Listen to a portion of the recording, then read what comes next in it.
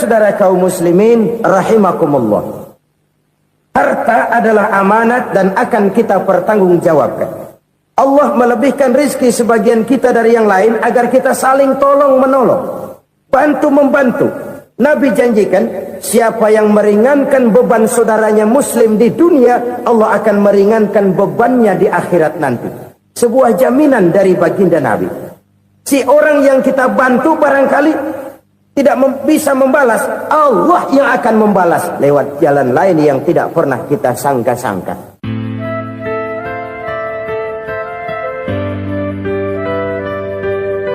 Selalu berusaha menyimpan sesuatu yang bisa membawa manfaat, baik untuk dirinya, untuk anak cucunya, maupun untuk keluarganya, untuk masa kini dan masa depannya.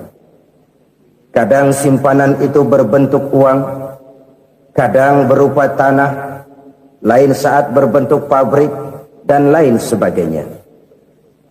Sementara masa depan yang paling pasti adalah akhirat. Jika untuk masa depan dunia, kita rela memeras keringat, membanting tulang, pergi pagi dan pulang petang, menyimpan uang, menyimpan tanah, menyimpan pabrik, pernahkah kita merenung, jika satu saat kiamat datang, kita dibangkitkan dari kubur masing-masing, berdiri di padang mahsyar untuk mempertanggungjawabkan seluruh kegiatan hidup kita di dunia ini, lalu kita akan menuju ke alam akhirat. Sudahkah kita mempunyai simpanan untuk akhirat kita? Pada pertemuan kali ini saya ingin menyampaikan sebuah hadis di mana Rasulullah sallallahu alaihi wasallam bersabda, arba'un min kanzil jannah. Simpanan sorga ada 4 macam. Yang pertama, ikhfa'us sadaqah, menyembunyikan sedekah. Saudara-saudara kaum muslimin, sebagaimana yang kita maklum bahwa Allah Subhanahu wa taala melebihkan sebagian rezeki dari kita terhadap yang lain. Ada yang kaya, ada yang setengah kaya, ada yang miskin, ada yang setengah miskin, dan selanjutnya. Ada yang gajinya kecil tapi penghasilannya gede. Ada yang penghasilannya gede tapi nggak punya gaji. Ada juga yang memang gajinya gede dan penghasilannya gede. Kelebihan rezeki merupakan sunnatullah dan tidak harus membuat kita merasa lebih dari yang lain. Bahkan sebaliknya, kelebihan itu harus membuat kita ringan tangan untuk menolong mereka yang memang memerlukan pertolongan. Kalau saudara diberikan ilmu, maka pertanyaan akhirat cuma satu: ilmumu kau amalkan untuk apa? Kalau saudara diberikan umur yang panjang, pengadilan akhirat juga bertanya satu: umurmu kau habiskan di mana? Tapi kalau saudara diberikan harta, pengadilan akhirat akan bertanya dua: hartamu kau dapat dari mana? Kau belanjakan kemana? Dari mananya ditanya, dan kemananya juga ditanya. Oleh karena kita akan dimintakan pertanggungan jawab, maka amanah yang bernama harta ini harus kita gunakan dengan sebaik-baiknya. Ada penggunaan yang merupakan kewajiban, itu zakat namanya. Ada penggunaan yang sewaktu-waktu, itu infak namanya. Ada yang lebih sewaktu-waktu lagi, dan itu sedekah namanya. Zakat dia terikat oleh haul dan nisab, oleh putaran batas waktu dan ukuran dari harta itu sendiri. Sedangkan infak terikat oleh situasi dan kondisi perekonomian seseorang. Sedangkan sedekah tidak terikat dengan apapun. Dalam kondisi seperti apapun kita bisa melakukan sedekah dengan yang terkecil sekalipun. Sampai-sampai Rasulullah sallallahu alaihi wasallam mengajarkan, la tahqiranna minal ma'rufi syai'an walau an talqa akhaka biwajhin talik. Atau ada hadis, tabassumuka fi wajhi akhika laka sedekah. Senyumanmu kepada temanmu adalah sedekah. Jadi untuk melakukan sedekah tidak harus dalam berbentuk uang. Dengan ilmu kita bisa sedekah, dengan tenaga kita bisa bersedekah, dengan pikiran kita bisa bersedekah, bahkan senyum kepada teman itu pun sedekah. Jadi kalau sedekah dengan uang memang belum punya uang, nyengir aja banyakin. Itu asal pada tempatnya, jangan lalu ketemu tiang listrik cengengesan. Tentu tidak pada tempatnya dan tidak wajar. Nah, sedekah yang paling dicintai Allah adalah sedekah yang disembunyikan. Artinya jauh dari sifat riya. Kan kadang-kadang ada orang sedekah itu disebutkan namanya. Apa tidak bagus? Kalau memang niatnya ikhlas, ya bagus-bagus saja. Untuk memberikan sugesti kepada yang lain. Si Fulan bin Fulan nyumbang sekian, diumumkan. Boleh kalau niatnya untuk memberikan rangsangan kepada yang lain supaya dia menyumbang lebih besar dari orang tadi. Tapi kalau itu mendatangkan riya, maka sedekah yang paling dicintai Allah adalah sedekah yang disembunyikan. Tangan kiri saja tidak tahu apa yang diberikan oleh tangan kanan. Sedekah yang dilakukan dengan ikhlas akan merupakan perbendaharaan surga, tersembunyi dari pandangan orang lain, tidak seorang pun tahu. Karena memang sikap yang baik adalah melupakan kebaikan dan mengingat kesalahan. Itu salah satu ciri orang bahagia. Orang yang selalu mengingat kesalahannya dan berusaha melupakan segala kebaikannya. Kalau dia akan berada kebaikan, dia tidak bisa ikut, dia merasa rugi karena dia merasa belum pernah berbuat baik. Tapi kalau akan melakukan kesalahan baru, dia ingat kesalahan yang sudah-sudah, sehingga terhalang baginya untuk melakukan satu kesalahan baru. Demikianlah saudara-saudara, bahwa Allah melebihkan rizki sebagian kita dari yang lain, agar terjadi tolong-menolong dalam kehidupan ini. Jadi kesenjangan yang nature, kesenjangan yang alami, itu sunnatullah. Ada yang kaya, ada yang miskin, ada yang kelas menengah. Nah, kenapa lalu sekarang kita berusaha mengentaskan kemiskinan? Oleh karena adanya kesenjangan struktural.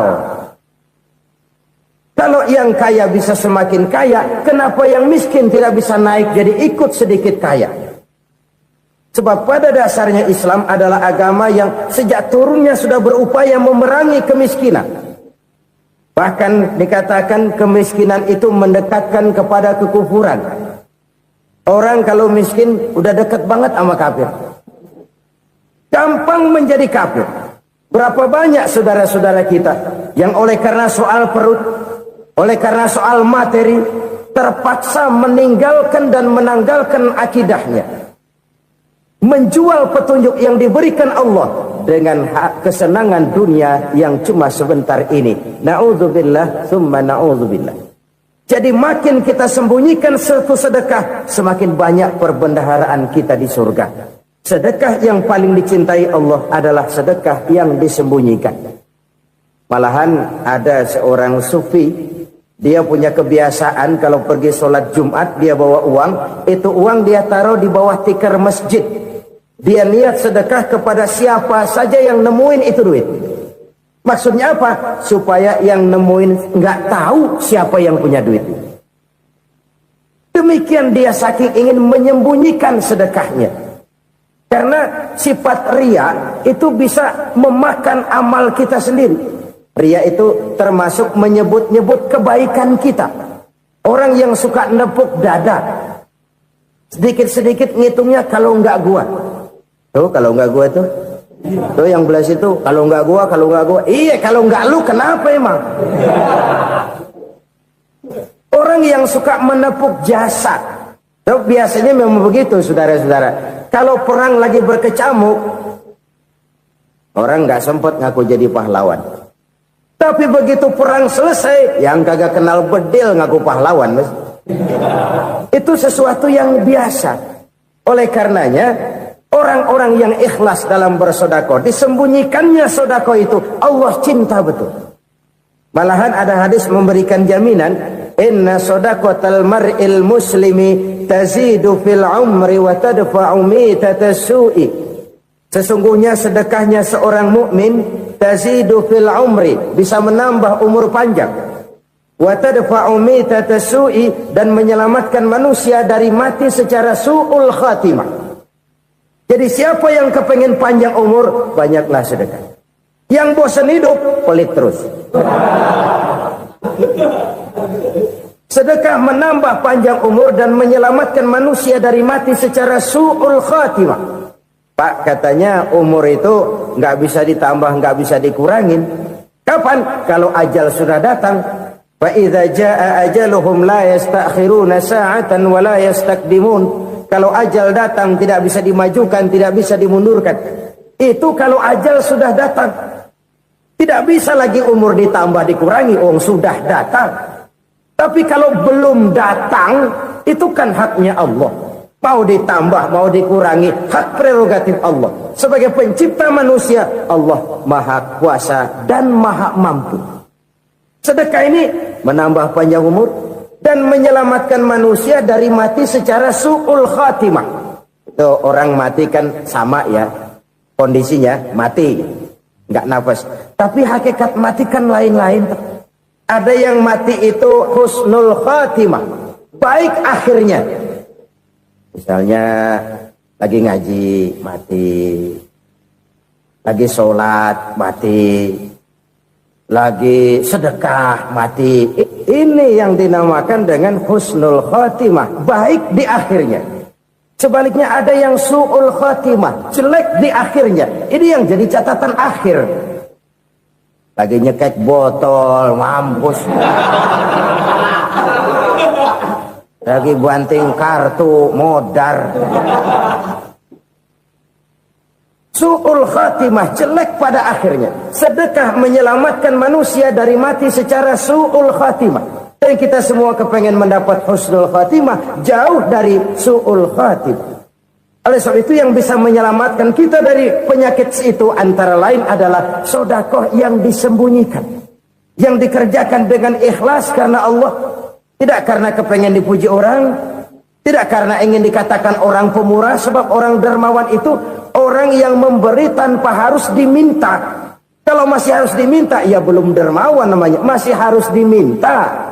Kalau nggak diminta ya tulus, lolos, polos. Saudara-saudara kaum muslimin rahimakumullah.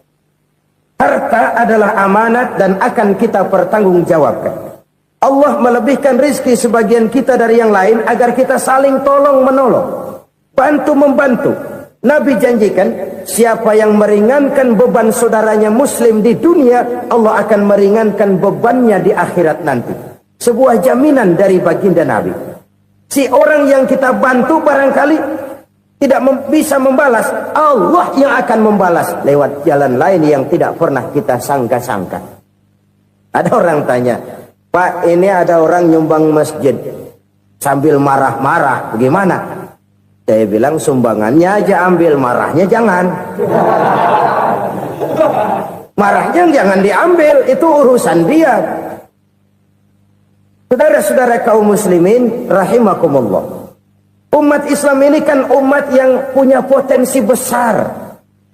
Kadang kita merenung, kenapa kadang-kadang pembangunan masjid kok lambat sekali?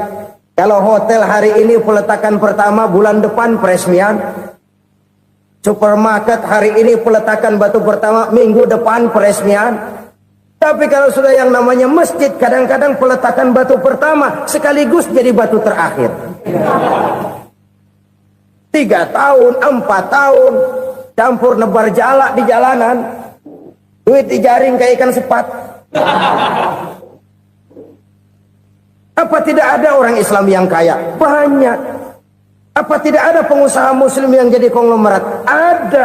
Lalu yang belum banyak itu yang komit terhadap nilai-nilai agamanya. Akhirnya kita jatuh jadi umat yang lemah. Belum ada pengusaha konglomerat muslim buka pabrik supermi cap bedug misalnya umpamanya atau pabrik kecap cap sorban supaya identitas keislamannya sedikit kelihatan. Kita jatuh jadi umat yang lemah karena potensi tidak terinventarisir dengan baik. Kita ini ibarat kompor yang cuma matengin nasi orang lain. potensi kita dimanfaatkan oleh orang lain. Ukhuwah Islamiyah kita baru terbatas kepada silaturahmi. Ukhuwah di bidang ekonomi kita lemah, ukhuwah di bidang kebudayaan kita lemah, apalagi ukhuwah di bidang politik kita lebih rapuh lagi. Padahal ukhuwah itu adalah totalitas kehidupan manusia, menyangkut ipolek sosbud, memerlukan nilai-nilai ukhuwah. Jadi oleh karena itu mari kita menyadari di dalam harta kita, walaupun kita yang cari pergi pagi pulang sore peras keringat banting tulang, di sana ada harta anak yatim, di sana ada hak masjid, di sana ada hak pesantren, di sana ada hak jihad. Berbahagialah seseorang apabila dia oleh Allah dijadikan keran.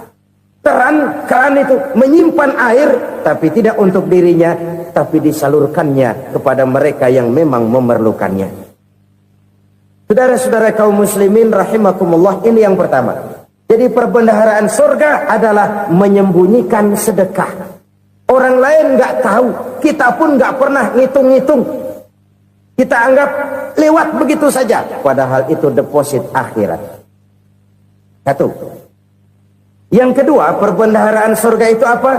Wa kitmanul musibah, menyembunyikan kesulitan.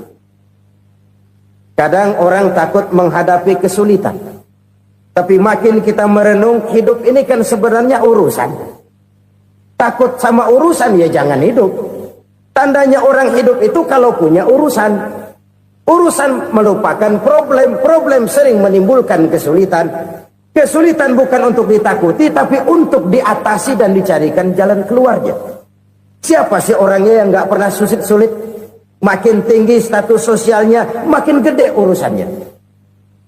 Makin tinggi kualitas imannya, makin berat tingkat kesulitannya. Cuma memang yang namanya enak itu seperti pelangi.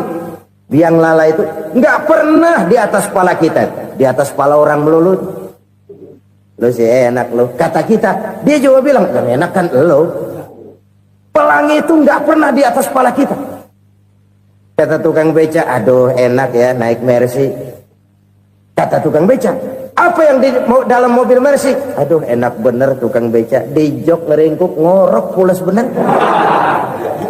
Saya kamar pakai AC sejuk, tempat tidur sutra empuk, alga spring bed, gula kulik nggak bisa pulas kalau belum minum Valium, belum tidur. Enak bener tukang beca, di jok ngorok nggak tahu wetan kulon. Si tukang beca bilang yang di Mercy enak, yang di Mercy bilang tukang beca enak. Inilah enak, nggak pernah di atas kepala kita, di atas kepala orang lain melulu enak itu. Nah saudara-saudara, yang merupakan perbendaharaan surga itu orang yang bisa menyembunyikan kesulitan, baik pribadi ataupun rumah tangga. Nih terutama rumah tangga yang jadi soalnya. Kadang-kadang kita ini kalau senang, sebaliknya kalau senang kita diam, kalem aja, cuek. Banyak banget duit kita bawaan, diam aja udah. Malah ketemu orang takut. Tapi begitu susah, sekampung tahu. Padahal Nabi mengajarkan perbendaharaan surga itu menyembunyikan musibah, menyembunyikan kesulitan. Kalau enak, cerita sama orang-orang. Kalau nggak enak, rasain sendiri, tekan sendiri, atasin sendiri. Kita kan sebaliknya. Tenang kita diam, asal lagi susah, paling tidak kita nyari teman buat cerita kesusahan.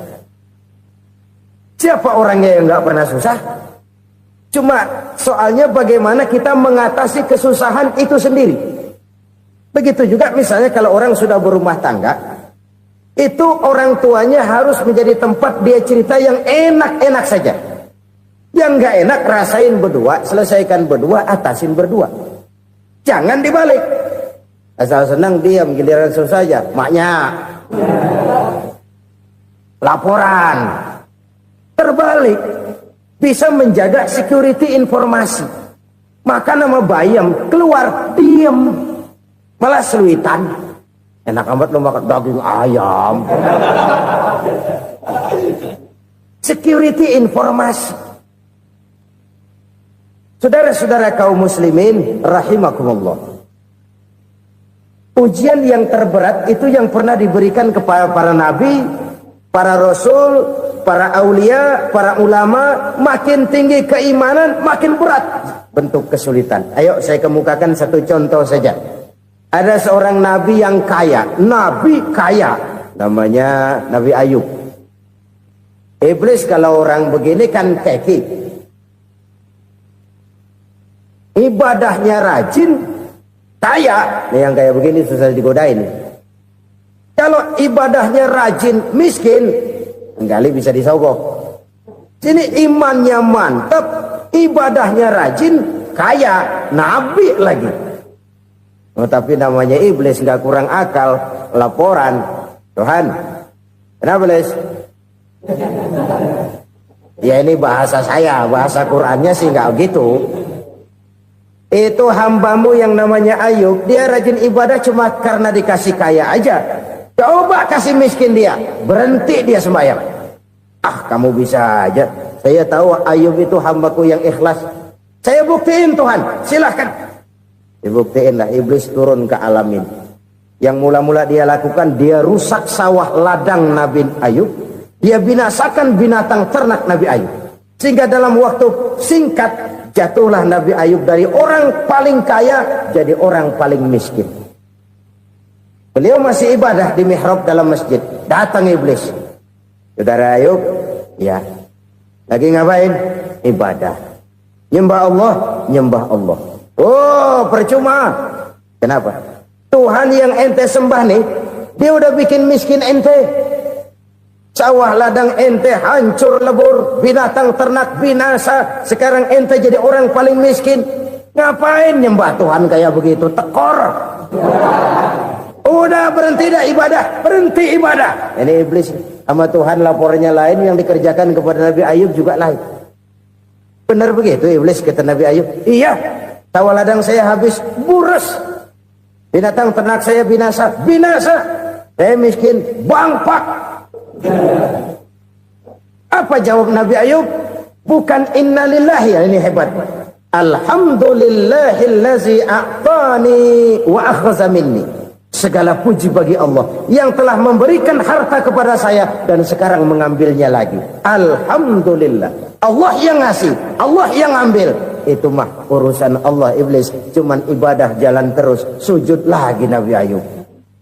Iblis seleher gondok banget.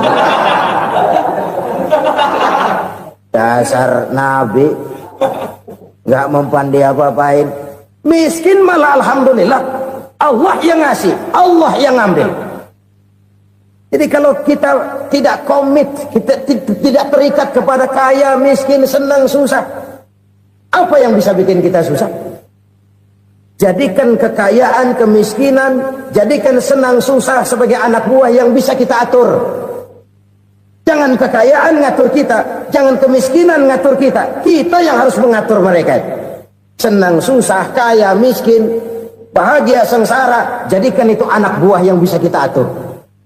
Kalau sekarang kita kaya, lain saat boleh jadi kita miskin, semiskin-miskinnya. Allah yang ngasih, Allah yang ngambil. Tenaga mana yang bisa menghalangi? Ibadah jalan terus. Iblis makin gondok. Dasar Nabi loh.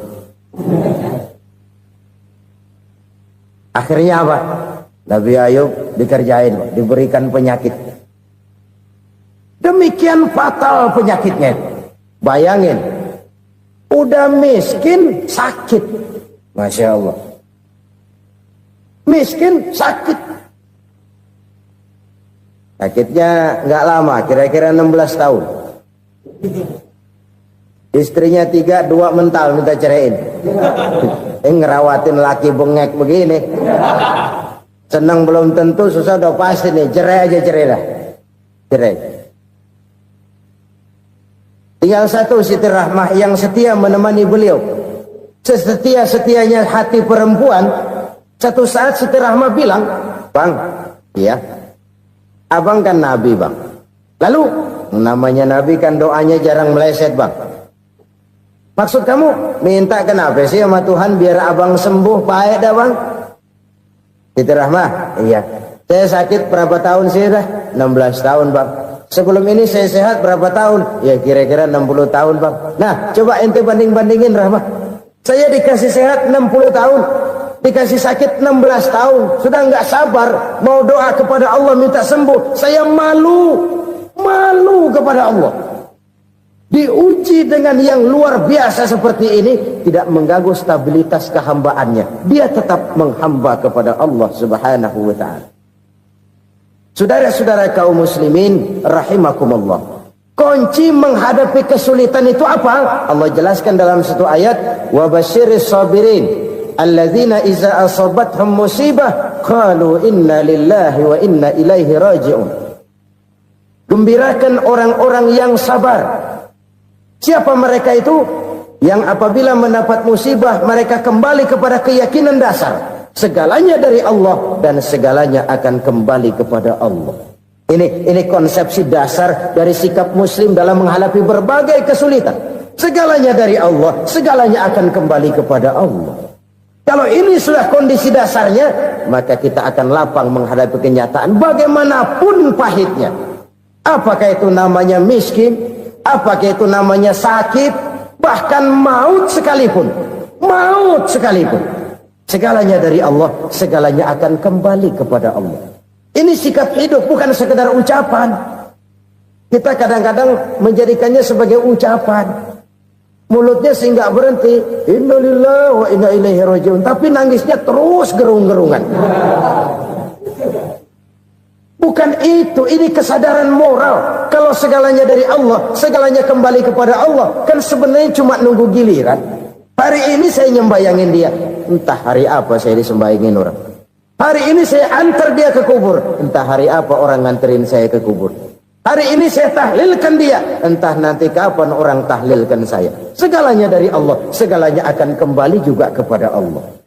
Oleh sebab itu saudara-saudara, kesulitan bukan untuk ditakuti. Kesulitan justru untuk diatasi, dicarikan jalan keluarnya. Dan tidak ada orang yang tidak pernah mendapat kesulitan. Tidak ada. Semakin tinggi status sosial, semakin tinggi kualitas keimanan, semakin besar juga tingkat kesulitan. Hanya saja bagaimana cara kita mengatasinya. Dan Al-Quran menyatakan, inna ma'al usri yusra. Di balik kesulitan itu pasti ada kemudahan. Roda itu berputar. Karena itu Rasulullah sallallahu alaihi wasallam mengingatkan kepada kita, ta'arraf ilallahi firraha ya'rifka fisyiddah. Ingatlah kepada Allah di waktu kamu senang, supaya Allah ingat kepada kamu di waktu kamu susah. Kalau waktu senang kita ingat kepada Allah, kita susah, Allah tidak akan meninggalkan kita.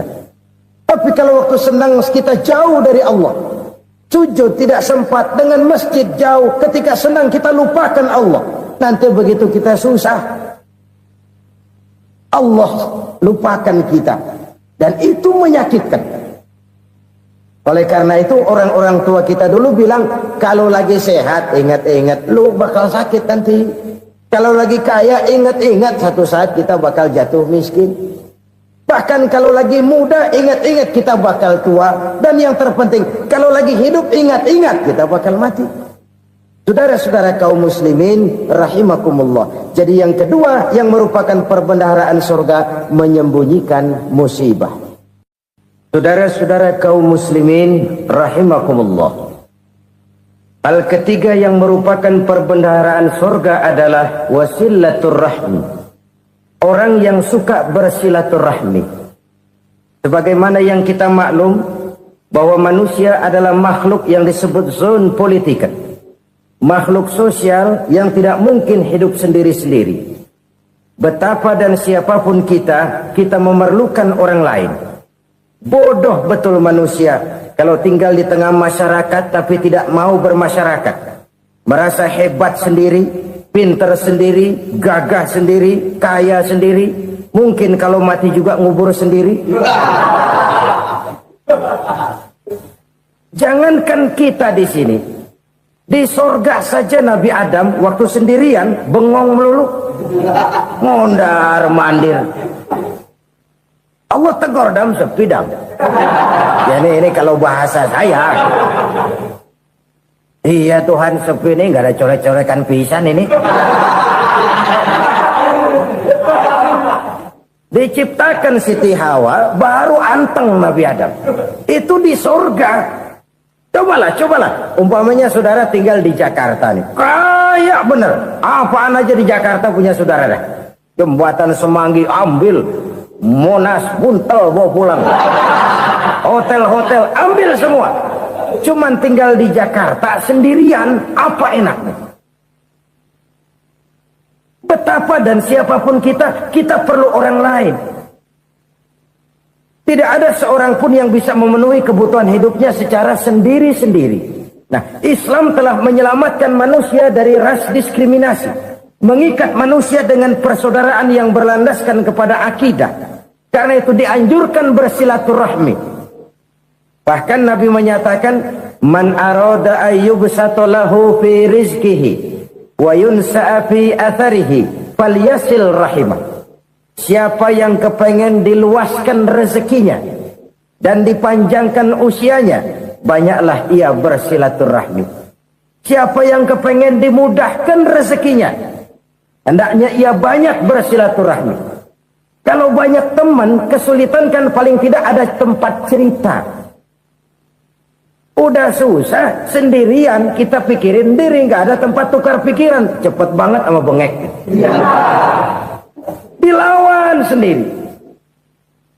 Nah, secara makro kita bisa berkata, tidak mungkin ada kemenangan kalau tidak ada kekuatan. Tidak ada kekuatan kalau tidak ada kesatuan dan persatuan. Tidak mungkin ada kesatuan dan persatuan tanpa semangat silaturahmi. Kalau umat Islam mau menang, dia harus kuat. Kalau umat Islam mau kuat, dia harus bersatu. Kalau umat Islam mau bersatu, dia harus membudayakan silaturahmi ini. Bahkan sampai-sampai kata Nabi, kalau bisa cari nilai tambah. Apa? Silman qata'ak. Bersilaturahmilah kau kepada orang yang marah denganmu. Masya Allah, indahnya ajaran agama kita. Orang yang marah pun kepada kita, kata Nabi, kalau bisa bersilaturahmilah kepadanya, kepada orang yang marah itu. Di situ nilai tambah. Cuman jujur nih hadis, ngucapinnya gampang, ngamalinnya yang berat banget. Orang marah sama kita disuruh silaturahmi, ada apa malu? Lu marah tuh, gue marahan lagi. Gue pikirin. Saudara-saudara kaum muslimin rahimakumullah. Tapi ini yang diajarkan, bahkan ini yang dicontohkan oleh baginda Rasul. Bagaimana begitu mudah, misalnya satu saat Abu Jahal ini ngatur strategi bagaimana bikin Muhammad celaka. Dia gali lubang di depan tempat tidurnya. Dia tutupin daun korma. Terus dia panggil seseorang, ke sini. Kasih tahu Muhammad, pamannya sakit keras, minta ditengokin. Berangkat orang ini ke sana. Muhammad, labbaik. Pamanmu sakit keras, dia minta ditengokin. Baik, saya akan datang menjenguk beliau. Berangkatlah Nabi ke rumah Abu Jahal tanpa prasangka apapun. Abu Jahal udah pasang setil, selimut 3 rangkap setengah dia pakai, persis kayak orang meriang. Tapi sembari ngintip dari balik selimut, begitu Muhammad buka pintu, nah masuk perangkap nih. Muhammad jalan menuju tempat pembaringan. Makin lama makin dekat, makin lama makin dekat, makin dekat ke lubang yang dipasang oleh Abu Jahal itu. Dalam hati Abu Jahal, terus dah jatuh, mampus dah lo ini. Mampus lo hari ini nih. Apa yang terjadi? Malaikat Jibril datang. Muhammad, pamanmu cuma pura-pura sakit. Di depan tempat tidurnya ada lubang perangkap supaya kamu jatuh ke situ. Sudah, kamu pulang. Balik kanan Nabi. Sudah hampir jatuh ke lubang, balik kanan, pulang. Bayangin kecewanya Abu Jahal. Muhammad dikit lagi. Enggak paman, saya pulang aja. Emosi bangun dari tempat tidur, enggak sadar kalau lagi pura-pura sakit. Lompat ngejar Nabi, dia lupa dengan lubang yang dia gali. Serak, nyemplung sendiri ke dalam lubang.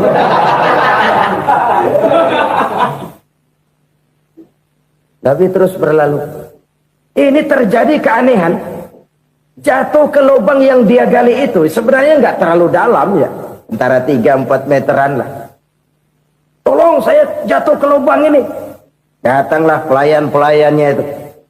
Angkat saya dari sini. Oh, yang ngulurin tambang. Satu gulung belum juga nyampe itu tambah. Kurang beli lagi ke warung. Sambung ulur lagi enggak juga bisa sampai. Wah ini kerjaan Muhammad ini. Tolong siapa salah seorang kamu ke rumah Muhammad, kasih tahu encangnya kecebur. Minta ditolongin. Sampaikan kepada Rasul. Kenapa? Pamanmu jatuh ke lubang, Muhammad minta tolong diangkatin. Tambang udah nyambung-nyambung nggak nyampe juga. Ya nanti saya datang saya tolong. Cobain. Nyata-nyata orang berniat jahat mau mencelakakan dia. Datang dia menolong. Ini yang disebut air tuba dibalas air susu ya ini. Bukan sebaliknya. Air tuba dibalas air susu. Paman, kecebur ya? Iya Muhammad, tolongin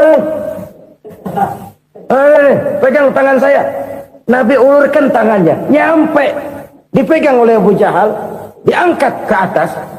Sampai atas, apa kata Abu Jahal? Sihirmu memang hebat Muhammad. Udah ditolongin dikata sihir.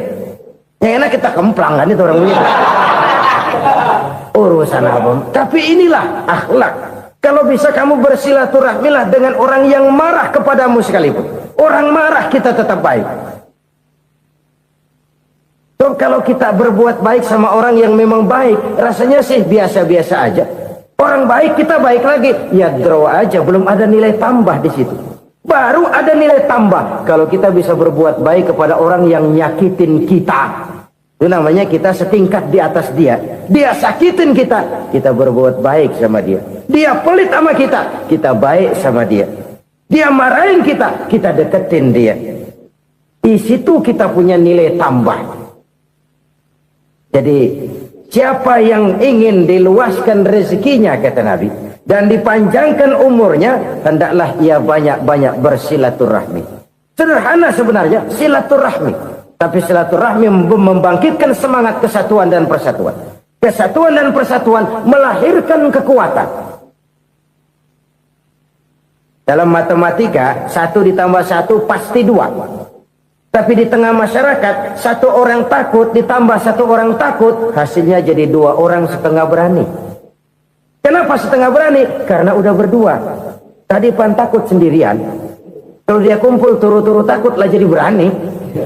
Kita yang lemah, kita yang tidak berdaya, kita yang miskin, kalau mau kompak bersatu, apa yang nggak bisa kita kerjain? Apalagi tinggal di kota besar, pilihan cuma 2. Bertahan atau minggir. Bertahan atau minggir. Untuk bisa bertahan harus mampu bersaing. Untuk mampu bersaing harus punya keahlian. Keahlian harus ditunjang dengan pendidikan, ditambah oleh kekompakan sebagai umat. Udah miskin mencar mulu, orang injek kita. Orang nggak pandang urusan apa malu. Oleh karena itu silaturahmi pada hakikatnya merupakan roh dari ukhuwah yang diajarkan oleh agama kita. Bagaimana Islam menyelamatkan masyarakat manusia dari ras diskriminasi, mengikat manusia, dan tidak ada persaudaraan yang lebih indah selain persaudaraan yang diikat dengan nilai-nilai akidah. Sepanjang orang di jalan Allah, itulah saudara kita. Keluar dia dari jalan Allah, selesailah persaudaraan sampai di situ. Karena itu, kalau ingin menyimpan sesuatu di surga, banyaklah bersilaturahmi. Datang ke rumah ini, datang ke rumah itu, dan lain sebagainya. Itu simpanan kita di akhirat nanti. Ini yang ketiga. Saudara-saudara, yang keempat, perbendaharaan surga itu apa? Wa qawlu la hawla wa la quwwata illa billah. Ucapan la hawla wa la quwwata illa billah. Ibadah kan ada yang berat, modalnya besar. Bangun masjid berat, modalnya besar. Bangun rumah sakit berat, modalnya besar. Ada ibadah yang berat, tapi modalnya ringan. Misalnya puasa. Puasa itu berat, mengendalikan nafsu. Kalau sekedar nggak makan nggak minum sih enteng, mengendalikan nafsu itu jihad terbesar. Tapi kan modalnya ringan, cuma niat saja. Ini ibadah berat, modalnya ringan. Ada ibadah yang ringan, modalnya juga enteng. Seperti termasuk ucapan la haula wa la quwwata illa billah. tanpa sadar. La haula wala quwata illa billah. Nyelengin tuh di surga. Nyelengin, kita nggak terasa. Nyelengin simpenan akhirat. La haula wala quwata illa billah. Nyimpan lagi. Kaget. La haula wala quwata illa billah. Nyimpan lagi. Banyak simpenan. Walaupun sebenarnya yang dimaksud di sini adalah kesadaran batin. Bahwa tidak ada daya dan kekuatan kecuali Allah. Itu intinya. Kita memulai pekerjaan disunahkan baca bismillah, kan begitu? Apa itu? Kesadaran moral bahwa ini saya bisa kerjakan. Saya kerjakan ini dengan menyebut nama Allah. Kenapa? Kalau Allah tidak memberikan daya dan kekuatan, mana mampu saya kerjakan ini. Maka saya kerjakan ini dengan menyebut nama Allah. Bismillah. Kesadaran moral. Manusia hanya wajib berusaha, tapi nggak pernah wajib berhasil. Banyak hal-hal yang kalau kita renungkan secara rasio nggak mungkin, tapi jadi kenyataan. La haula wala quwata illa billah. Tidak ada daya dan kekuatan kecuali bagi Allah semata-mata. Kesadaran moral akan kelemahan dan keterbatasan makhluk bernama manusia. Kadang kita kagum dengan otak, tapi kita sering lupa sama yang bikin otak. Padahal bagaimanapun hebatnya otak, yang bikin otak pasti lebih hebat dari otak. Nggak percaya, silahkan otak-otakan. Inilah kecenderungan. Kita kagum dengan pesawat-pesawat mutakhir, bukan main besi gede banget terbang itu. Alangkah hebatnya. Lalu apa yang bikin otak tidak lebih hebat dari itu semua? Kita puji laut. Apa yang bikin laut tidak lebih hebat dari laut itu? La haula wa la quwata illa billah. Tidak ada daya dan kekuatan kecuali Allah. Apa yang bisa kita lakukan kalau tidak karena daya dan kemampuan yang diberikan oleh Allah kepada kita? Lahirlah sikap tawadu, rendah hati, tidak melonjak menjadi angkuh dan sombong, sadar akan kelemahan dan keterbatasan diri. Sebagai makhluk yang diciptakan oleh Allah Subhanahu wa ta'ala. Jadi satu sisi ini ucapan yang berpahala, la haula, jadi wiridan. Pada sisi lain ini kesadaran moral, sikap mental, kesadaran batin bahwa yang punya daya dan kekuatan itu cuma Allah. Kita nggak pantas untuk sombong, sebab sombong itu pakaiannya Allah. Kita nggak sedang pakai pakaian Allah, kegedean. Dan makin kita renungi, makin terbentur. Apa sih yang bisa kita sombongin? Kita mau sombong apa? Kaya? Pintar? Itu kan semua relatif. Di atas langit masih ada langit lagi. Jadi oleh karenanya, marilah kita menyadari. Manusia hanya wajib berusaha, tapi tidak pernah wajib berhasil. Yang berusaha saja tidak wajib berhasil, apalagi yang tidak berusaha. Islam bukan agama orang pemalas yang selesai sholat lalu endelohom, nggelenggem ayem-ayem. Tapi Islam bukan agama orang sombong yang setelah berusaha lalu tidak memerlukan Allah.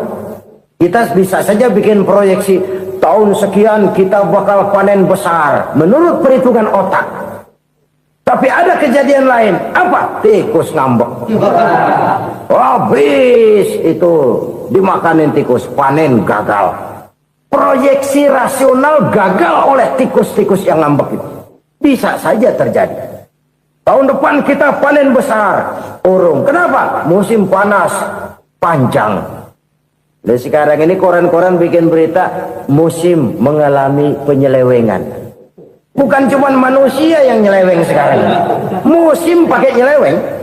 Mestinya kan musim hujan udah selesai, masih hujan-hujan juga. Musim.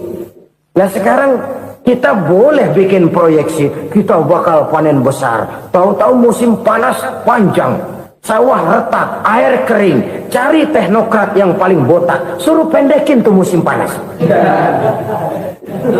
La haula wa la quwata illa billah. Inilah kesadaran moral. Saudara, saya teringat satu saat ada seorang konglomerat. Umurnya ya kira-kira 70-an. Satu saat dia ditanya oleh wartawan, "Pak, umur Bapak berapa sih?" "Ya paling 10 tahun." 10 10 tahun. 10 tahun. Anak bapak berapa orang? Satu saja. Satu. Harta bapak berapa? Ya paling-paling bangsa 7 juta kali. 7 juta? Iya. Pak, kenapa bapak bohongi saya? Bapak punya buku biografi. Koran-koran, majalah-majalah banyak memuat cerita riwayat hidup bapak. Saya tahu umur bapak 70. Kenapa bilang cuma 7 tahun? Saya tahu anak bapak 8. Kenapa cuma bilang 1? Saya tahu harta bapak miliaran, mungkin triliunan. Pabrik di mana-mana, bank di mana-mana. Kenapa bilang uang bapak cuma 7 juta?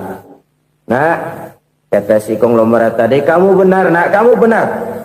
Umur saya kalau jumlahnya memang 70 nak. Cuman ingat-ingat saya, baru 7 tahun terakhir ini saya sujud. Baru 7 tahun terakhir ini saya berusaha dekat dengan Allah. Saya laksanakan perintahnya, saya jauhi larangannya. 7 tahun inilah rasanya yang ada nilainya di hadapan Allah. Yang 63 tahun matong, kelabu, kelem umur gue. Habis untuk maksiat, untuk munkarat. Maka ketika ditanya tadi, umur saya 7 tahun itu. Oh begitu Pak. Oh iya. Lalu anak Pak. Anak bapak kan 8. Kenapa bilang cuma 1? Nah, kalau jumlah hitungannya memang anak saya 8. Tapi dari 8 orang ini rasanya cuma 1 nih. Yang bakal jadi buah hati, belahan jantung. Pelanjut cerita, penerus sejarah. Bakal jadi anak soleh yang akan mendoakan saya. Cuma 1 rasanya anak saya ini yang bakal jadi buah hati saya. Besar-besaran saya. Yang akan mendoakan di kubur saya. Yang akan mendoakan di akhirat saya. Yang 7 orang mana? Masya Allah, yang atu tenggeng, yang atu nyekek botol mulu, yang atu nggak karu-karuan. Makanya saya bilang 1 anak saya yang akan bisa mendoakan saya. Oh begitu Pak. Iya. Nah harta Pak, harta bapak kan triliunan. Pabrik bapak di mana-mana. Uang bapak hampir di tiap bank-bank besar. Kenapa bilang cuma 7 juta? Betul kau nak. Harta saya kalau jumlahnya memang miliaran, triliunan mungkin. Tapi yang saya ingat baru 7 juta tuh yang saya belanjakan di jalan Allah. Saya nyumbang masjid, saya santuni yatim piatu, saya bantu pembangunan pesantren, saya bantu pembangunan rumah sakit Islam. Itu yang akan saya bawa pulang ke akhirat, yang 7 juta itu. Yang triliunan itu nanti akan diperebutkan oleh anak-anak saya sebagai waris saya. Jadi harta saya 7 juta itu yang bakal nemenin saya di akhirat. Yang akan saya bawa pulang jadi teman saya. Saudara-saudara kaum muslimin, jangan-jangan orang tua itu adalah kita-kita ini. Jangan-jangan kita-kita ini adalah orang tua itu. Jangan-jangan itu potret dari diri kita masing-masing. Dari sekian umur yang diberikan Allah, berapa tahun yang ada nilainya di hadapan Allah? Dari sekian anak-anak yang merupakan amanah, berapa yang akan mendoakan kita sebagai orang tuanya menjadi anak soleh? Dari sekian banyak harta yang diberikan Allah, berapa yang akan kita bawa pulang menghadapnya nanti, yang kita belanjakan di jalan Allah? Ini sebuah potret kehidupan. Karena itu kita kembali kepada la haula wa la quwwata illa billah. Kita wajib berusaha, kita wajib berikhtiar. Selebihnya, segala daya dan kekuatan hanya milik Allah saja semata-mata. Satu kesadaran batin dari setiap pribadi muslim. Setelah ia berusaha dan berikhtiar, ia menyerahkannya kepada Allah Subhanahu wa ta'ala. Jadi, satu sisi ini merupakan wiridan ucapan yang mengandung pahala. Pada sisi lain, ini merupakan sikap batin dari seorang muslim di dalam ia menghadapi realitas kehidupan ini. Saudara-saudara kaum muslimin rahimakumullah. Kalau ini kita jadikan satu basis kehidupan, maka ini akan menyelamatkan manusia dari kemungkinan tergelincir menjadi orang yang lupa diri dan lupa darat. Sebab itu Imamul Ghazali berpesan, Jadidis safinah fa innal bahra amiq wa khuziz zad fa inna safara ba'id wa khaffifil hamla fa innal hamla sadid. Perbarui selalu kapalmu karena lautan sangat dalam. Bawa bekal yang banyak karena perjalanan ini sangat jauh. Ringankan beban, karena kebanyakan beban akan menyakitkan. Alangkah indah kalimat ini, alangkah dalam makna yang terkandung di sana. Perbarui selalu kapalmu karena lautan sangat dalam. Apa artinya ini? Jaga mentalmu baik-baik. Pelihara imanmu baik-baik, karena hidup penuh cobaan seperti lautan. Kita kalau berlayar di lautan kan kadang-kadang tenang, angin bertiup sepoi-sepoi basah. Jika malam datang, bintang gemintang bertabur menghias cakrawala. Rembulan memantulkan sinarnya dengan indah. Dalam keadaan begitu berlayar enak. Tapi lain saat ombak menggunung, halilintar menyambar, angin topan bertiup. Berapa banyak sudah saudara-saudara kita yang tenggelam di lautan dunia tanpa sadar bahwa dia belum sampai kepada pantai yang akan dituju. Berapa banyak sudah saudara-saudara kita yang tenggelam di lautan dunia ini tanpa sempat bangkit lagi. Dia menyangka sudah sampai kepada tujuannya.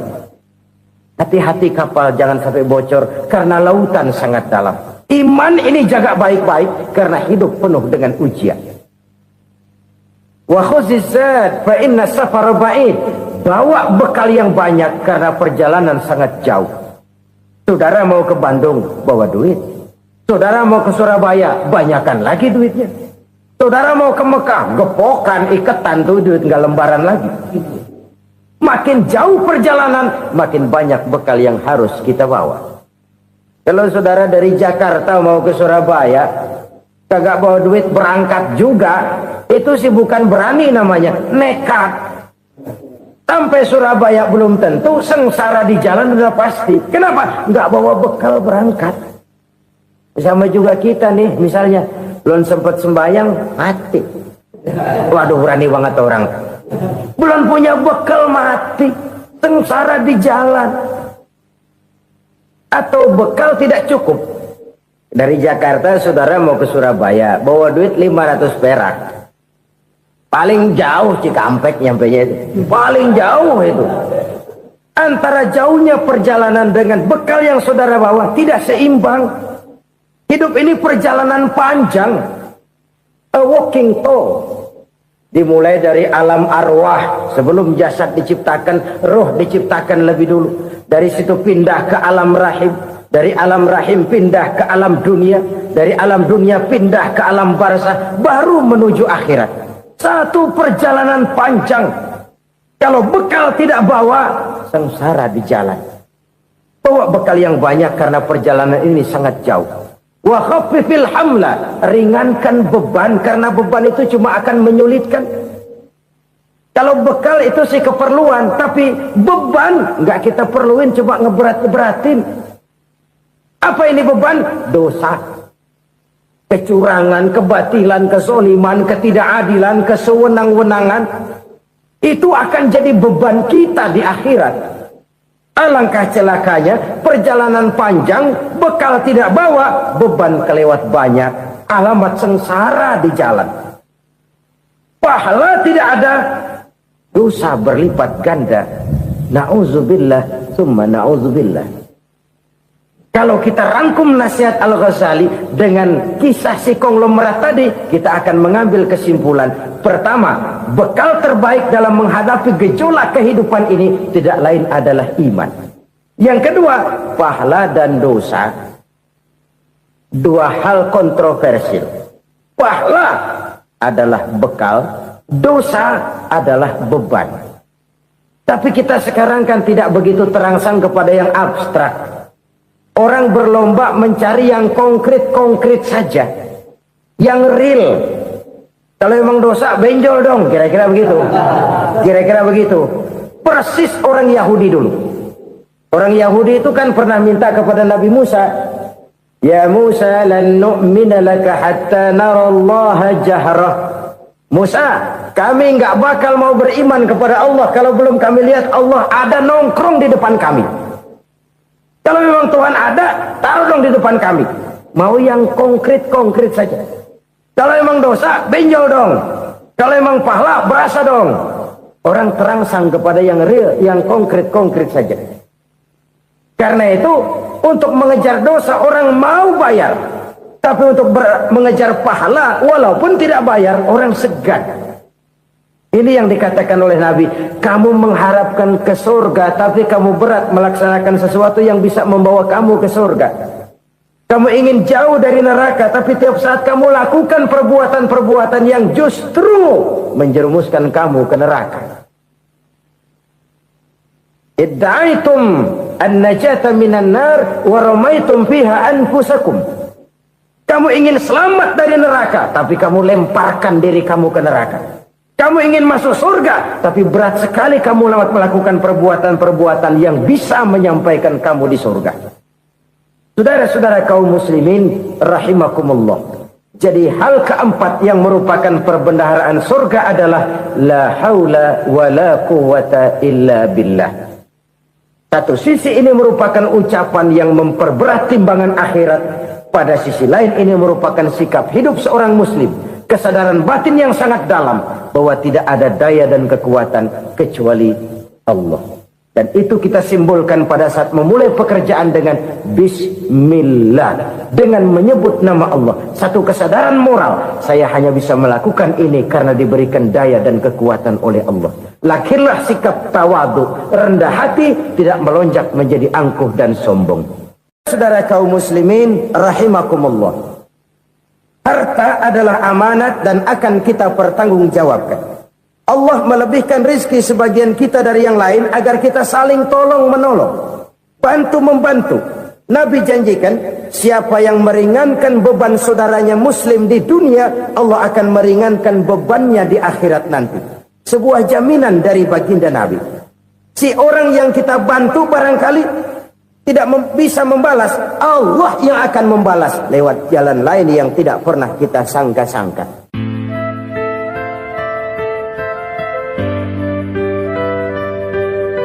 Selalu berusaha menyimpan sesuatu yang bisa membawa manfaat, baik untuk dirinya, untuk anak cucunya, maupun untuk keluarganya, untuk masa kini dan masa depannya. Kadang simpanan itu berbentuk uang, kadang berupa tanah, lain saat berbentuk pabrik, dan lain sebagainya. Sementara masa depan yang paling pasti adalah akhirat. Jika untuk masa depan dunia kita rela memeras keringat, membanting tulang, pergi pagi dan pulang petang, menyimpan uang, menyimpan tanah, menyimpan pabrik, pernahkah kita merenung jika satu saat kiamat datang, kita dibangkitkan dari kubur masing-masing, berdiri di padang mahsyar untuk mempertanggungjawabkan seluruh kegiatan hidup kita di dunia ini, lalu kita akan menuju ke alam akhirat. Sudahkah kita mempunyai simpanan untuk akhirat kita? Pada pertemuan kali ini saya ingin menyampaikan sebuah hadis di mana Rasulullah sallallahu alaihi wasallam bersabda, arba'un min kanzil jannah. Simpanan sorga ada 4 macam. Yang pertama, ikhfa'us sadaqah, menyembunyikan sedekah. Saudara-saudara kaum muslimin, sebagaimana yang kita maklum bahwa Allah Subhanahu wa taala melebihkan sebagian rezeki dari kita terhadap yang lain. Ada yang kaya, ada yang setengah kaya, ada yang miskin, ada yang setengah miskin, dan selanjutnya. Ada yang gajinya kecil tapi penghasilannya gede. Ada yang penghasilannya gede tapi nggak punya gaji. Ada juga yang memang gajinya gede dan penghasilannya gede. Kelebihan rezeki merupakan sunnatullah dan tidak harus membuat kita merasa lebih dari yang lain.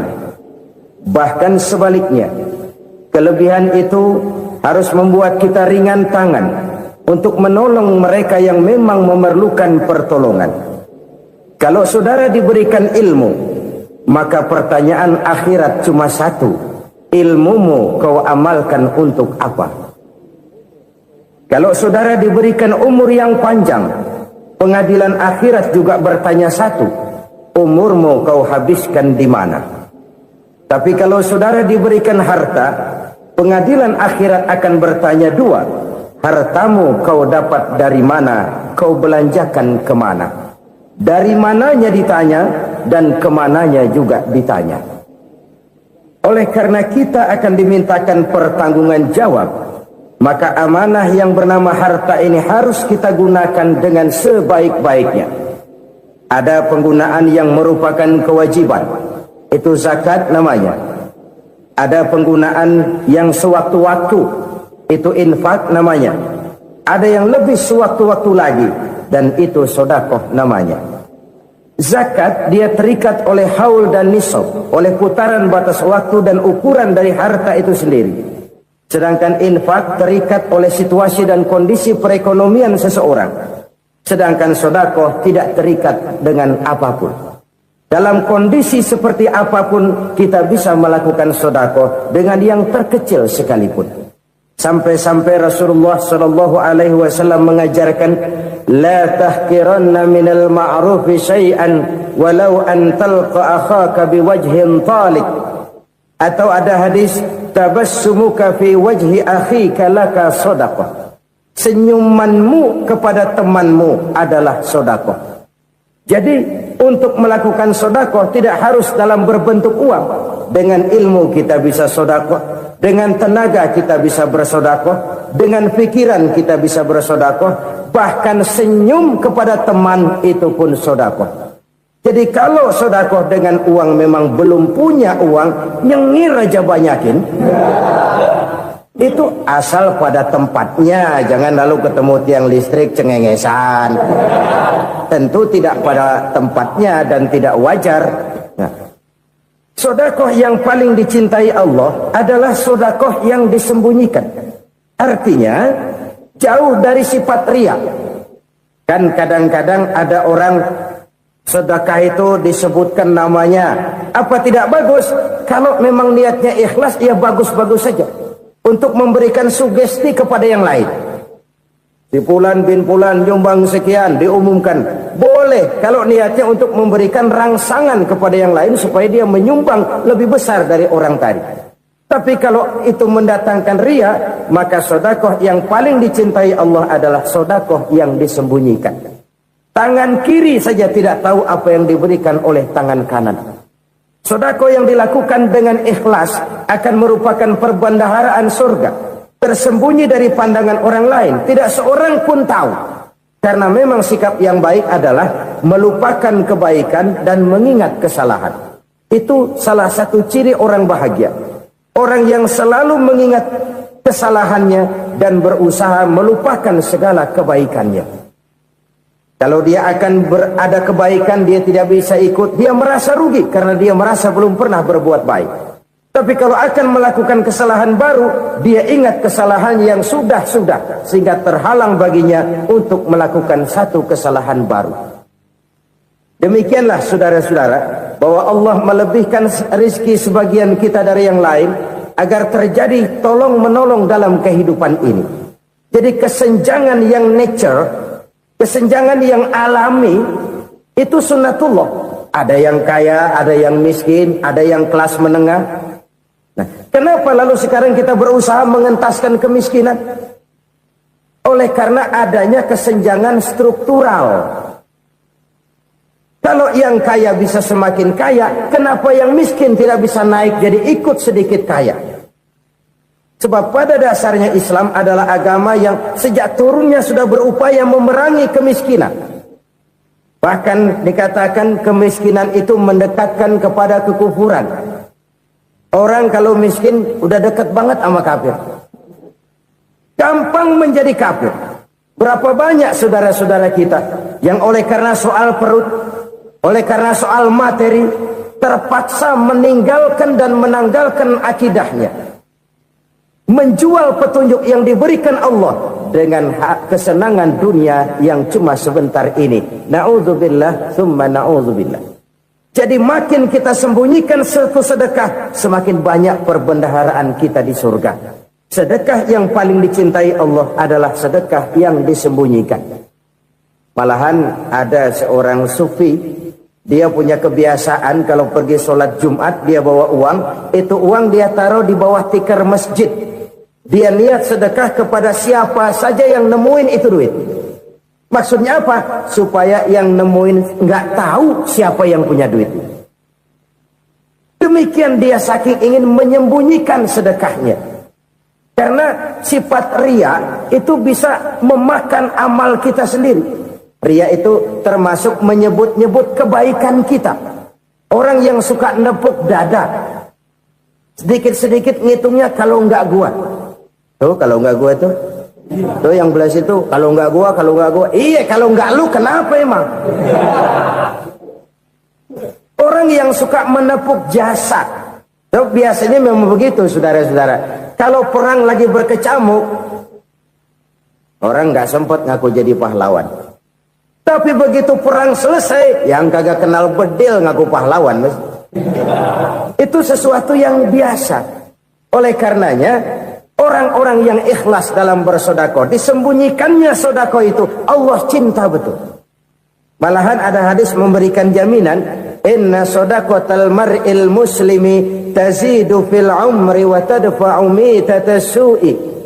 Sesungguhnya sedekahnya seorang mukmin tazidu fil umri, bisa menambah umur panjang, wa tadfa'u mitatas su'i, dan menyelamatkan manusia dari mati secara su'ul khatimah.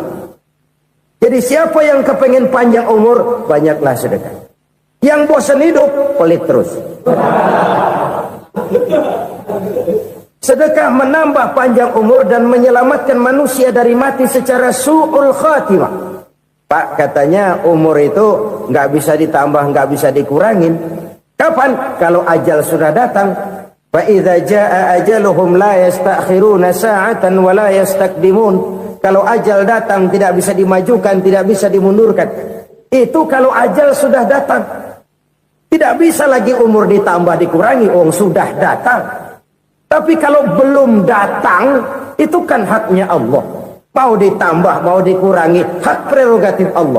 Sebagai pencipta manusia, Allah maha kuasa dan maha mampu.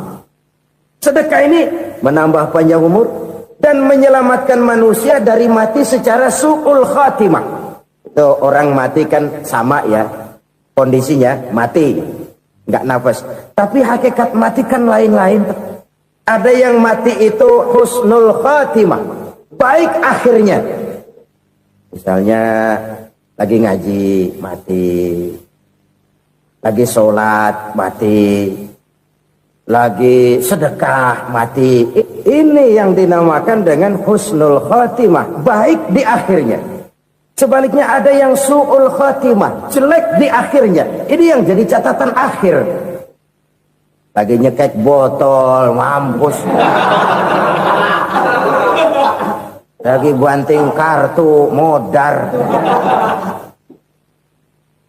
Su'ul khatimah, jelek pada akhirnya. Sedekah menyelamatkan manusia dari mati secara su'ul khatimah. Dan kita semua kepengen mendapat husnul khatimah, jauh dari su'ul khatimah. Oleh sebab itu yang bisa menyelamatkan kita dari penyakit itu antara lain adalah sedekah yang disembunyikan, yang dikerjakan dengan ikhlas karena Allah. Tidak karena kepengen dipuji orang, tidak karena ingin dikatakan orang pemurah, sebab orang dermawan itu orang yang memberi tanpa harus diminta. Kalau masih harus diminta, ya belum dermawan namanya, masih harus diminta. Kalau nggak diminta ya tulus, lolos, polos. Saudara-saudara kaum muslimin rahimakumullah. Harta adalah amanat dan akan kita pertanggungjawabkan. Allah melebihkan rizki sebagian kita dari yang lain agar kita saling tolong menolong, bantu membantu. Nabi janjikan siapa yang meringankan beban saudaranya muslim di dunia, Allah akan meringankan bebannya di akhirat nanti.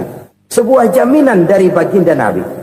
Si orang yang kita bantu barangkali tidak bisa membalas, Allah yang akan membalas lewat jalan lain yang tidak pernah kita sangka-sangka. Ada orang tanya, Pak, ini ada orang nyumbang masjid sambil marah-marah, bagaimana? Saya bilang sumbangannya aja ambil, marahnya jangan. Marahnya jangan diambil, itu urusan dia. Saudara-saudara kaum muslimin rahimakumullah, umat Islam ini kan umat yang punya potensi besar. Kadang kita merenung, kenapa kadang-kadang pembangunan masjid kok lambat sekali? Kalau hotel hari ini peletakan pertama, bulan depan peresmian. Supermarket hari ini peletakan batu pertama, minggu depan peresmian. Tapi kalau sudah yang namanya masjid, kadang-kadang peletakan batu pertama sekaligus jadi batu terakhir. 3 tahun, 4 tahun, campur nebar jalak di jalanan, duit dijaring kayak ikan sepat. Apa tidak ada orang Islam yang kaya? Banyak. Apa tidak ada pengusaha muslim yang jadi konglomerat? Ada. Lalu yang belum banyak itu yang komit terhadap nilai-nilai agamanya. Akhirnya kita jatuh jadi umat yang lemah. Belum ada pengusaha konglomerat muslim buka pabrik supermi cap bedug misalnya umpamanya atau pabrik kecap cap sorban supaya identitas keislamannya sedikit kelihatan. Kita jatuh jadi umat yang lemah karena potensi tidak terinventarisir dengan baik. Kita ini ibarat kompor yang cuma matengin nasi orang lain.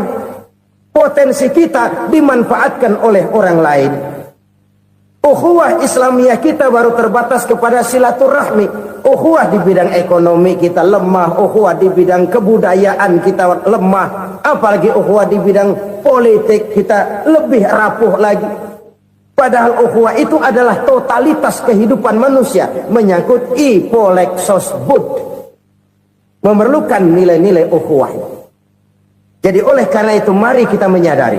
Di dalam harta kita, walaupun kita yang cari, pergi pagi, pulang sore, peras keringat, banting tulang, di sana ada harta anak yatim. Di sana ada hak masjid. Di sana ada hak pesantren. Di sana ada hak jihad. Berbahagialah seseorang apabila dia oleh Allah dijadikan keran. Keran itu menyimpan air, tapi tidak untuk dirinya, tapi disalurkannya kepada mereka yang memang memerlukannya. Saudara-saudara kaum muslimin rahimakumullah, ini yang pertama. Jadi perbendaharaan surga adalah menyembunyikan sedekah. Orang lain nggak tahu, kita pun nggak pernah ngitung-ngitung. Kita anggap lewat begitu saja, padahal itu deposit akhirat. Satu. Yang kedua, perbendaharaan surga itu apa? Wa kitmanul musibah, menyembunyikan kesulitan. Kadang orang takut menghadapi kesulitan. Tapi makin kita merenung, hidup ini kan sebenarnya urusan.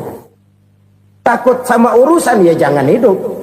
Tandanya orang hidup itu kalau punya urusan. Urusan melupakan problem. Problem sering menimbulkan kesulitan. Kesulitan bukan untuk ditakuti, tapi untuk diatasi dan dicarikan jalan keluarnya. Siapa sih orangnya yang nggak pernah sulit-sulit? Makin tinggi status sosialnya, makin gede urusannya. Makin tinggi kualitas imannya, makin berat tingkat kesulitannya. Cuma memang yang namanya enak itu seperti pelangi. Biang lala itu nggak pernah di atas kepala kita, di atas kepala orang melulu. Lu sih enak lu, kata kita. Dia juga bilang yang enak kan lu. Pelangi itu nggak pernah di atas kepala kita. Kata tukang beca, aduh enak ya naik Mercy. Kata tukang beca, apa yang di dalam mobil Mercy? Aduh enak bener tukang beca, di jok ngeringkuk ngorok pules bener. Saya kamar pakai AC, sejuk, tempat tidur sutra, empuk, alga, spring bed, gula kulik, nggak bisa pulas kalau belum minum Valium, belum tidur. Enak bener tukang beca, di jok ngorok nggak tahu wetan kulon. Si tukang beca bilang yang di Mercy enak, yang di Mercy bilang tukang beca enak. Inilah enak, nggak pernah di atas kepala kita, di atas kepala orang lain melulu enak itu. Nah, saudara-saudara, yang merupakan perbendaharaan surga itu orang yang bisa menyembunyikan kesulitan, baik pribadi ataupun rumah tangga. Nih terutama rumah tangga yang jadi soalnya. Kadang-kadang kita ini kalau senang, sebaliknya kalau senang kita diam, kalem aja, cuek. Banyak banget duit kita, bawaan diam aja udah. Malah ketemu orang takut. Tapi begitu susah, sekampung tahu. Padahal Nabi mengajarkan perbendaharaan surga itu menyembunyikan musibah, menyembunyikan kesulitan. Kalau enak, cerita sama orang-orang. Kalau nggak enak, rasain sendiri, tekan sendiri, atasin sendiri. Kita kan sebaliknya. Tenang kita diam, asal lagi susah, paling tidak kita nyari teman buat cerita kesusahan. Siapa orangnya yang nggak pernah susah? Cuma soalnya bagaimana kita mengatasi kesusahan itu sendiri. Begitu juga misalnya kalau orang sudah berumah tangga, itu orang tuanya harus menjadi tempat dia cerita yang enak-enak saja. Yang nggak enak rasain berdua, selesaikan berdua, atasin berdua. Jangan dibalik. Asal senang diam, giliran susah saja. Maknya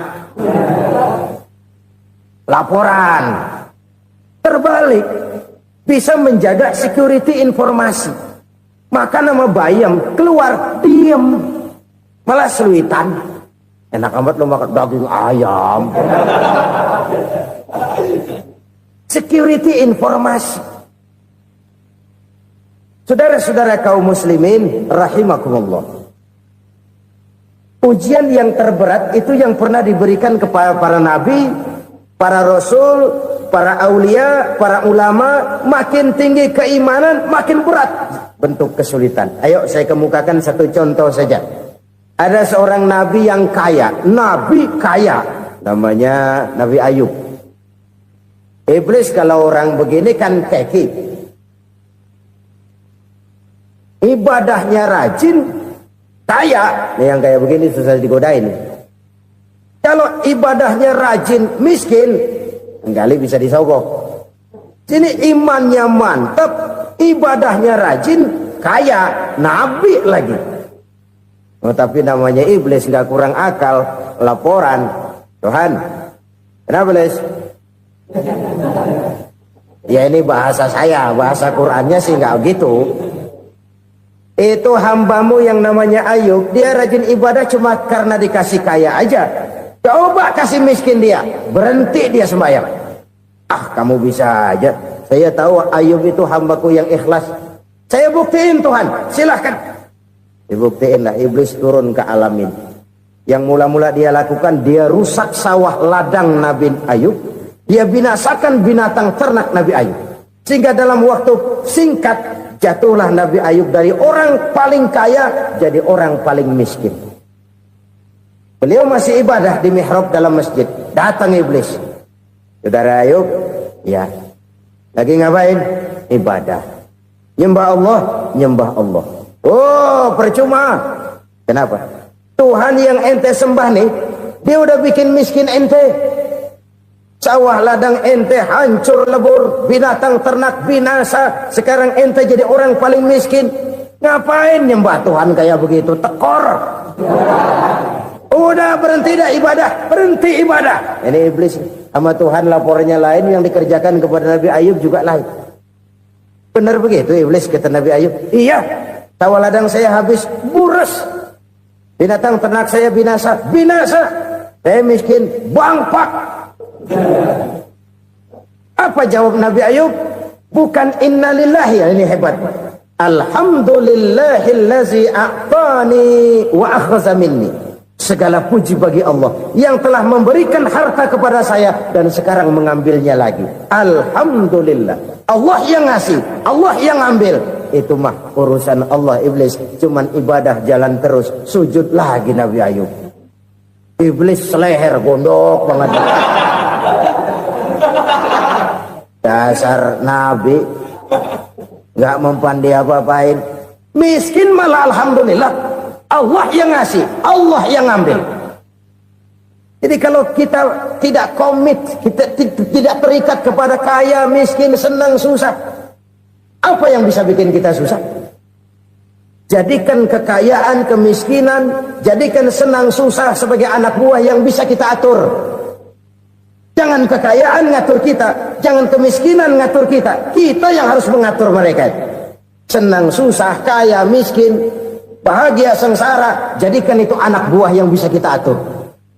Kalau sekarang kita kaya, lain saat boleh jadi kita miskin, semiskin-miskinnya. Allah yang ngasih, Allah yang ngambil. Tenaga mana yang bisa menghalangi? Ibadah jalan terus. Iblis makin gondok. Dasar Nabi loh. Akhirnya apa? Nabi Ayub dikerjain, diberikan penyakit. Demikian fatal penyakitnya.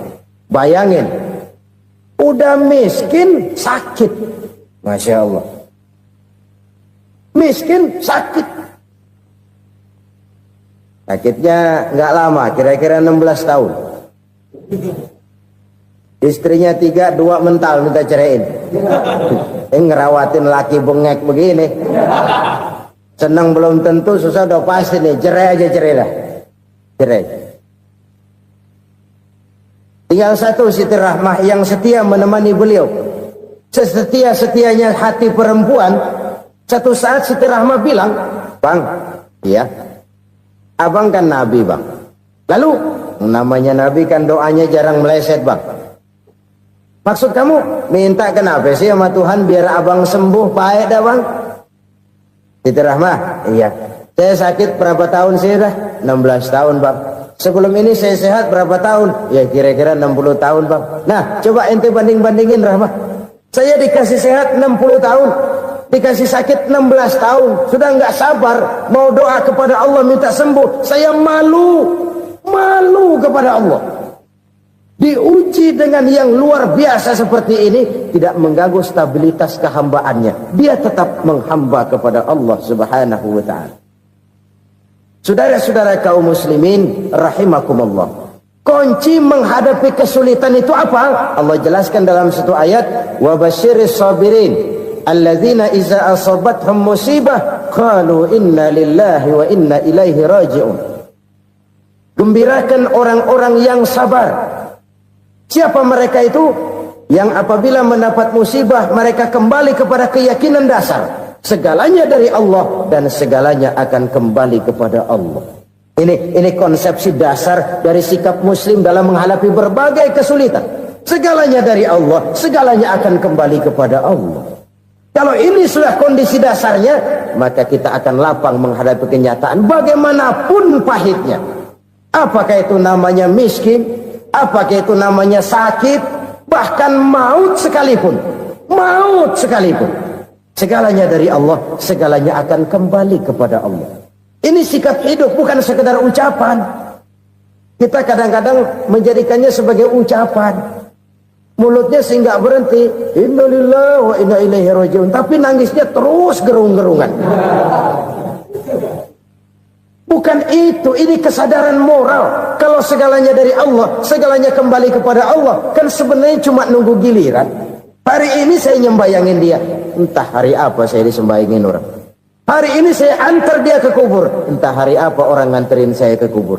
Hari ini saya tahlilkan dia, entah nanti kapan orang tahlilkan saya. Segalanya dari Allah, segalanya akan kembali juga kepada Allah. Oleh sebab itu saudara-saudara, kesulitan bukan untuk ditakuti. Kesulitan justru untuk diatasi, dicarikan jalan keluarnya. Dan tidak ada orang yang tidak pernah mendapat kesulitan. Tidak ada. Semakin tinggi status sosial, semakin tinggi kualitas keimanan, semakin besar juga tingkat kesulitan. Hanya saja bagaimana cara kita mengatasinya. Dan Al-Quran menyatakan, inna ma'al usri yusra. Di balik kesulitan itu pasti ada kemudahan. Roda itu berputar. Karena itu Rasulullah sallallahu alaihi wasallam mengingatkan kepada kita, ta'arraf ila Allah fir raha ya'rifka fis syiddah. Ingatlah kepada Allah di waktu kamu senang, supaya Allah ingat kepada kamu di waktu kamu susah. Kalau waktu senang kita ingat kepada Allah, kita susah, Allah tidak akan meninggalkan kita. Tapi kalau waktu senang kita jauh dari Allah, sujud tidak sempat, dengan masjid jauh, ketika senang kita lupakan Allah. Nanti begitu kita susah, Allah lupakan kita. Dan itu menyakitkan. Oleh karena itu orang-orang tua kita dulu bilang, kalau lagi sehat ingat-ingat lu bakal sakit nanti. Kalau lagi kaya ingat-ingat satu saat kita bakal jatuh miskin.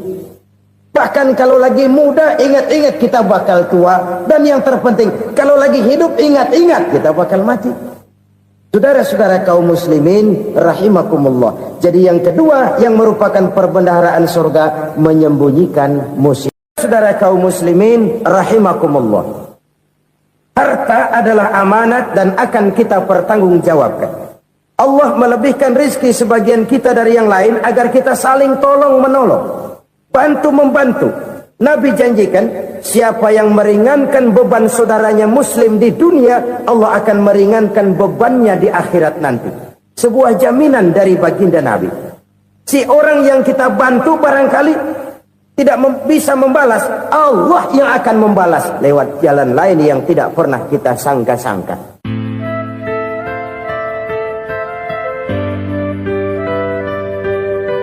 Selalu berusaha menyimpan sesuatu yang bisa membawa manfaat, baik untuk dirinya, untuk anak cucunya, maupun untuk keluarganya, untuk masa kini dan masa depannya.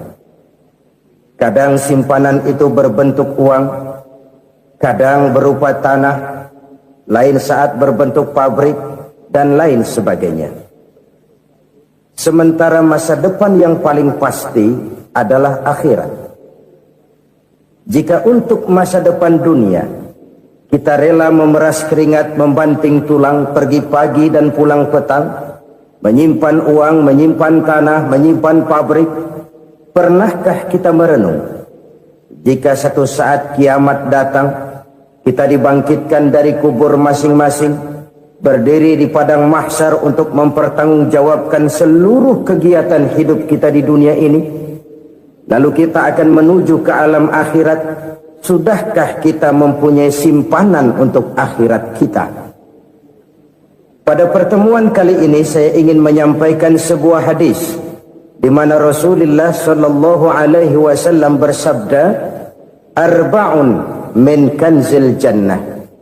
Simpanan surga ada 4 macam. Yang pertama, ikhfa'us shadaqah, menyembunyikan sedekah.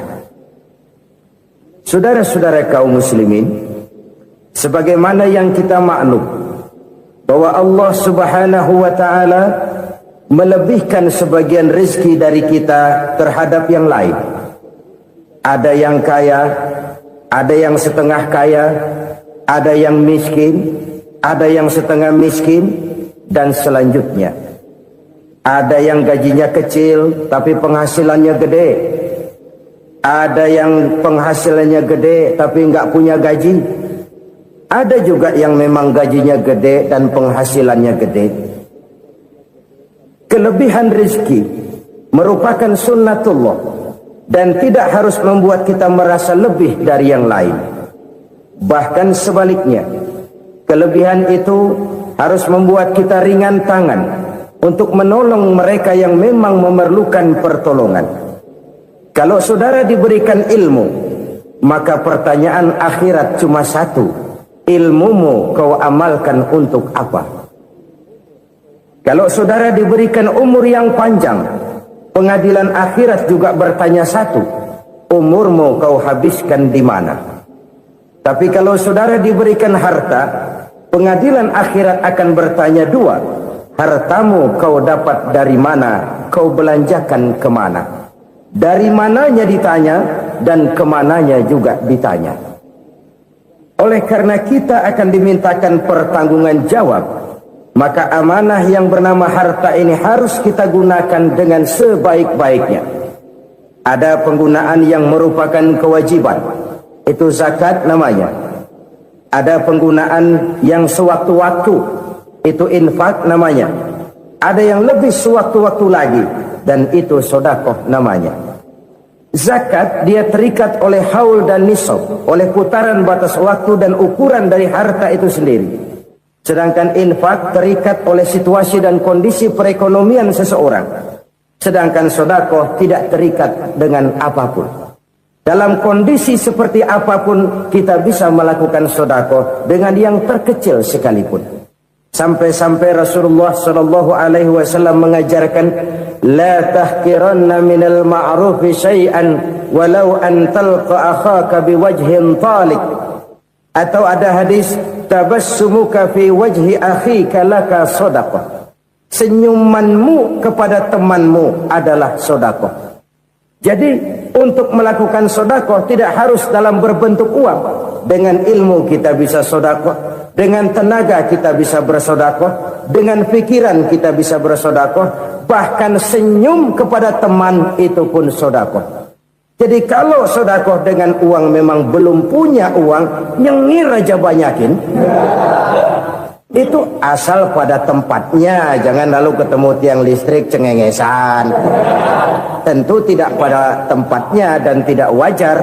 Nah, sedekah yang paling dicintai Allah adalah sedekah yang disembunyikan. Artinya jauh dari sifat riya. Kan kadang-kadang ada orang sedekah itu disebutkan namanya. Apa tidak bagus? Kalau memang niatnya ikhlas, ya bagus-bagus saja. Untuk memberikan sugesti